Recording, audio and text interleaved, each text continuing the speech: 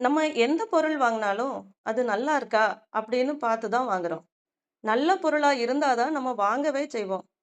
ஒருவேள நம்ம வாங்குன பொருள், அதாவது பழமோ, இல்ல மற்ற பொருட்களோ, சாப்பிடுற பொருட்களோ நல்லா இல்ல எக்ஸ்பைரி முடிஞ்சு போச்சு அப்படின்னாலே, நம்ம அந்த பொருள வாங்குறதுக்கு ரொம்ப யோசிக்கிறோம்.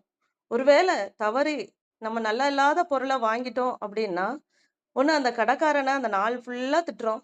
இல்ல வாங்கிட்டு வந்தவங்கள திட்டிக்கிட்டே இருக்கோம். ஆனா 2000 வருஷத்துக்கு முன்பதாகவே, இயேசு நம்மளுடைய நம்மளுடைய இருதயத்த பார்த்து, நம்ம கெட்டு போனவங்கன்னு தெரிஞ்சும் ஆண்டவர் வந்து நம்மள மீட்டு இருக்கிறாரு. அவருடைய விலைமதியாத இரத்தத்தால நித்திய ஜீவனுக்காக நம்மள மீட்டிருக்கிறாரு. அதுக்கு தான் கொரிந்தியர்ல சொல்லப்பட்டிருக்கு, உள்ளவைகளை அவமாக்கும்படி உலகத்தின் இழிவானவைகளையும், அற்பமாய் எண்ணப்பட்டவைகளையும், இல்லாதவைகளையும் தேவன் தெரிந்து கொண்டார் அப்படின்னு. இது எவ்வளோ உண்மைங்க. நம்ம கெட்டு போய் தான் இருக்கோம். ஆனாலும் கர்த்தர் ஒரு நாளும் முறுமுறுக்கவே இல்ல.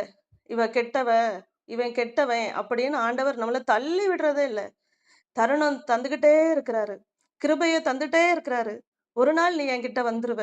ஒரு நாள் நீ பரிபூரணமா பரிசுத்தம் ஆயிருவ. நீ என்ன புரிஞ்சுப்ப, என் அன்ப புரிஞ்சுப்ப" அப்படின்னு ஏசப்பா நமக்காக தருணத்த தந்துகிட்டே இருக்கிறாரு. இது எத்தன உண்மை? நீங்க இத உண்மைன்னு நெனச்சீங்கன்னா, உண்மையிலேயே ஆண்டவருக்கு நன்றி சொல்லுங்க. ஆமென்னு சொல்லுங்க.